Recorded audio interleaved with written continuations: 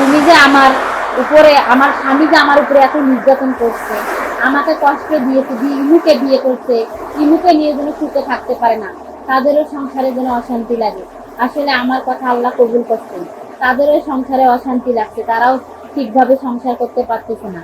আসলে কারোর জন্য পথে কাঁটা বিছিয়ে রাখলে নিজে সে কাঁটাতে পড়তে হয়।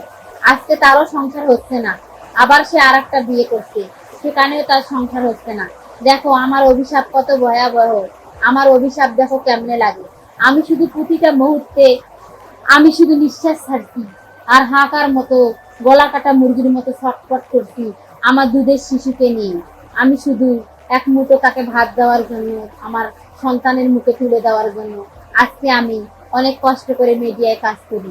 মানুষ অনেকজন অনেক কথা বলে, বলুক, কিন্তু আমার আল্লাহ তো দেখে আমি ভালো পথে কাজ করি, আমি টাকা উপার্জন করি, আমার সন্তানের মুখে আমি দুটো ভাত দিতে পারতেছি, ডাল মাংস গোস্ত পোলাও ফলমূল যতটুকু দিতে পারছি আল্লাহর রহমতে ভালো দিতে পারছি। আল্লাহর কাছে চাওয়া আমার সন্তানটাকে নিয়ে যেন আমি আজীবন সুখে থাকতে পারি। আসলে স্বামী না থাকলে একটা মেয়ে স্বামীর দায়িত্ব নেয়, রুম ভাড়া থেকে শুরু করে বাচ্চার পোশাক আশাক খাওয়া দাওয়া যত্ন, একটা স্বামীর ধার একটা মেয়ে যদি পূর্ণ করে তাহলে মেয়েটার মাঝে কতটুকু ভাই কষ্ট হয়, মেয়েটাই সেটা জানে। আমার স্বামী নেশা করছিল বিদায় আজকে আমি এই পথে। আমার স্বামী যখন ঘরে ফিরছিল তখন আমি বলছিলাম তুমি এত দেরি করে কেন বাসায় ফেরো। আমাকে গালাগালি করতো, আমার চুলের মুঠি ধরে মারতো, ঝাড়ু দিয়ে মারতো, থাপ্পড় মারতো, ধরে লাঠি দিত তো গুতা দিত, বলতো তুই কি আমাকে কিনে নিছিস তোর বাবার বাড়ির টাকা দিয়ে। আসলে আপনারাই বলেন, কোনো স্বামীকে কি টাকা দিয়ে কিনে নিলে তার উপরে অধিকার খাটা যায়? তাছাড়া কি অধিকার খাটানো যায় না? আমার স্বামী আমাকে বুঝিয়ে দিয়েছে যে টাকা দিয়ে কিনে নিলে অধিকার খাটা যায়, আর টাকা দিয়ে কিনে না নিলে অধিকার খাটা যায় না। আজকে আমার মন আমাকে অনেক নির্যাতন করছে, আমাকে অনেক মাইর মারছে। আমি তাকে ভালোবেসে বিয়ে করছিলাম, সেও আমাকে ভালোবেসে বিয়ে করছিল। প্রতিনিয়ত সে আমাকে মারধর করতো, আমারে ঠোঁট 100 ফাটা দিয়েছিল মারে, আমার নাক খুশি দিয়ে নাক ফাটাই দিছিল, আমার গাল ছাপে ফাটাই দিত, আমাকে গলা টিপে ধরতো, আমাকে অনেক মার মারছিল আমার হাজবেন্ড। শুধু আমি বলছিলাম তুমি দেরি করে আসো কেন বাসায়, তুমি তাড়াতাড়ি আসতে পারো না, আমাকে ভালো লাগে না, এটুকু বলার কারণে সব সময় মারধর করতো। তার ফোনটা সব সময় লক মেরে রাখছিল, সে আমাকে ফোন ধরতেই দিত না। আসলে মাঝে মাঝে আগে ফোন ধরতে দিত, পরে সে আমাকে ফোন ধরতে দিত না, কারণ সে পরক্রিয়ায় জড়িত ছিল।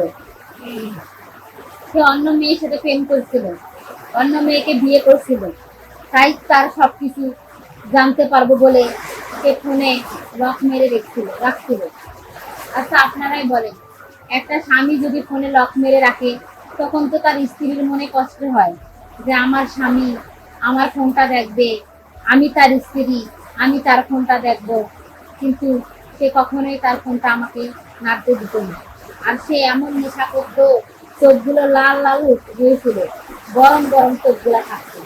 আমি যদি ভালো কিছু বলতাম আমাকে সে ইচ্ছা করে মারতো, ইচ্ছে মতো মারতো, ঘুষি মারতো, লাঠি মারতো, আমাকে তুলে বিছানায় আসার মারতো, আমাকে অনেক কষ্ট দিত, অনেক মারতো, আমাকে এমন মাইর মারছে পশুর মতো মারছে।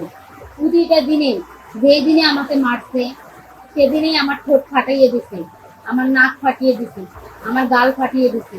তার একটা করে হুঁশিতে আমার বুকের ভিতরে যে এত কষ্ট লাগছিল যা বলার মতো ভাষা পাইনি। তবুও তার কাছে আমি পায়ে ধরে থাকতে চাইছিলাম যে ওগো, তুমি তো আমার জান পাখি সোনা পাখি মন, তুমি তো আমার ফোনে সেভ করে দিছো তোমার নাম্বার, আমাকে এত ভালোবাসছো, আমিও তোমাকে ভালোবাসি, তুমি যে আমাকে এভাবে মারো, আমি তো তোমার এরকম মায়ের খেতে খেতে আমি তো মরে যাব, তুমি আমাকে কেন এভাবে মারো? আমি তো শুধু তোমাকে বলি যে তুমি এত দেরি করে বাসায় আসো কেন, তোমার ফোন ওয়েটিং কেন, তোমার ফোনে কে ফোন দিচ্ছে। সে সব সময় মিথ্যা বলছিল যে আমার বন্ধু ফোন দিছে, আমার বান্ধবী ফোন দিছে, আমাকে অমুকে ফোন দিছে, এভাবে কাটিয়ে দিছিল। আর আমি বেশি কিছু বললে আমাকে মারধর করছিল।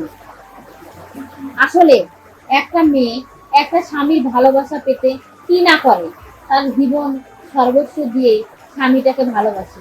সে আমাকে অনেক ভালোবেসেছিল, আমার আদরের কোনো ত্রুটি করেনি, আমিও তাকে অনেক ভালোবেসেছিলাম, দুজন দুজনকে অমর ভালোবাসছিলাম। আমি ওকে পেয়ে অনেক সুখ অনুভূতি করছিলাম। আজকে সে কেন এমন হলো? আজকে সে কেন আমাকে এত কষ্ট দিল? সে টাকার লোভে একটা বুড়ি কাইলেনি মুখ কেড়ে বিয়ে করলো। সে আমাকে অনেক দুঃখ দিল। ফোন, একটা মেয়ের কখন কষ্ট লাগে তার স্বামী যখন ফোনে লক করা থাকে, যে স্বামীর ফোনটা হাতে নিতে পারে না। আসলে মেয়েদের জীবনটা এত কষ্টের, যা বলার মতো না। আসলে আমি অভিশাপ দেব না বলতে আমি আল্লাহর কাছে বিচার দিয়েছি যে আল্লাহ, তুমি যে আমার উপরে, আমার স্বামী যে আমার উপরে এত নির্যাতন করছে, আমাকে কষ্ট দিয়েছে, ইমুকে বিয়ে করছে, ইমুকে নিয়ে যেন সুখে থাকতে পারে না, তাদেরও সংসারে যেন অশান্তি লাগে। আসলে আমার কথা আল্লাহ কবুল করছেন, তাদেরও সংসারে অশান্তি লাগছে, তারাও ঠিকভাবে সংসার করতে পারতেছে না। আসলে কারোর জন্য পথে কাঁটা বিছিয়ে রাখলে নিজে সে কাঁটাতে পড়তে হয়। আজকে তারও সংসার হচ্ছে না, আবার সে আর একটা বিয়ে করছে, সেখানেও তার সংসার হচ্ছে না। দেখো আমার অভিশাপ কত ভয়াবহ, আমার অভিশাপ দেখো কেমনে লাগে। আমি শুধু প্রতিটা মুহূর্তে, আমি শুধু নিঃশ্বাস ছাড়ছি আর হাঁকার মতো, গলা কাটা মুরগির মতো ছটফট করছি আমার দুধের শিশুকে নিয়ে। আমি শুধু এক মুঠো তাকে ভাত দেওয়ার জন্য, আমার সন্তানের মুখে তুলে দেওয়ার জন্য আজকে আমি অনেক কষ্ট করে মিডিয়ায় কাজ করি। মানুষ অনেকজন অনেক কথা বলে, বলুক, কিন্তু আমার আল্লাহ তো দেখে আমি ভালো পথে কাজ করি, আমি টাকা উপার্জন করি, আমার সন্তানের মুখে আমি দুটো ভাত দিতে পারতেছি, ডাল মাংস গোস্ত পোলাও ফলমূল যতটুকু দিতে পারছি, আল্লাহর রহমতে ভালো দিতে পারছি। আল্লাহর কাছে চাওয়া আমার সন্তানটাকে নিয়ে যেন আমি আজীবন সুখে থাকতে পারি। আসলে স্বামী না থাকলে একটা মেয়ে স্বামীর দায়িত্ব নেয়, রুম ভাড়া থেকে শুরু করে বাচ্চার পোশাক আশাক খাওয়া দাওয়া যত্ন, একটা স্বামীর ধার একটা মেয়ে যদি পূর্ণ করে, তাহলে মেয়েটার মাঝে কতটুকু ভাই কষ্ট হয়, মেয়েটাই সেটা জানে। আমার ভেতরে যে এত কষ্ট, আমি কিভাবে বুঝাবো? আজকে আমি স্বামী, আমি বউ, আমি আমার ছেলের বাবা, আমি আমার ছেলের মা। আসলে আমি যেন এভাবে সারাটা জীবন আমার সন্তানটাকে বুকে আগলে নিয়ে যতদিন পর্যন্ত সন্তানটা বড় না হয় ততদিন পর্যন্ত তার পাশে থাকতে পারি। আমার সন্তান যখন বড় হবে, আল্লাহ তুমি আমাকে দুনিয়া থেকে নিয়ে যাও, আমি হাসি মুখে চলে যাব। আল্লাহ তুমি ততদিন পর্যন্ত বাঁচিয়ে রাখো, কারণ পরস্ত জীবন নিয়ে লড়াই করা যায় না। আল্লাহ পাক যখন তখন জীবনটা নিয়ে নিতে পারে। আজকে আল্লাহ এখনো এখানে নিয়ে যেতে পারে, কালকেও নিয়ে যেতে পারে, এবং 20 বছর 50 বছর 100 বছর পরেও নিয়ে যেতে পারে। সব উপর আল্লাহর ইচ্ছা। তাই আল্লাহ তোমার কাছে আমার একটাই চাওয়া, আমার সন্তানটা যতদিন না বড় হয়েছে ততদিন পর্যন্ত তুমি আমাকে বাঁচিয়ে রাখো, আমি নাতি মুতির মুখ দেখে যেন এই দুনিয়া ত্যাগ করতে পারি। আল্লাহ তুমি আমার কথাটা কবুল করে নিও। তাই ভাই বোনেরা যারা আমার ভিডিওটা দেখতেছো, তারা অবশ্যই অবশ্যই স্বামীকে সতর্ক করবা, স্বামীকে তোমরা ঠিক পজিশনে নিয়ে আসবা। একটা নেশাগ্রস্ত লোক আর পরক্রিয়া করা আসক্ত প্রেমিক আর মোবাইলে লক মারা প্রেমিক এবং টাকার লোভে পরক্রিয়া করে বিয়ে করা প্রেমিক, তাকে নিয়ে কখনো একটা মেয়ে সুখী হয় না। দেখেন আমার এত সুন্দর জীবন, আমাকে যে দেখে সে পছন্দ করে, যে এত সুন্দর মেয়েটা কেন তোমার কপালে এমন হলো, তোমার স্বামী কেন কুস্তির বুড়ি মেয়েকে বিয়ে করলো? টাকার লোভে করছে ভাই, তোমরা যতজনে দেখো টাকার লোভে করছে। তবে আমার মতো নিষ্পাপ মেয়েটাকে টাকার জন্য অবহেলা করছে।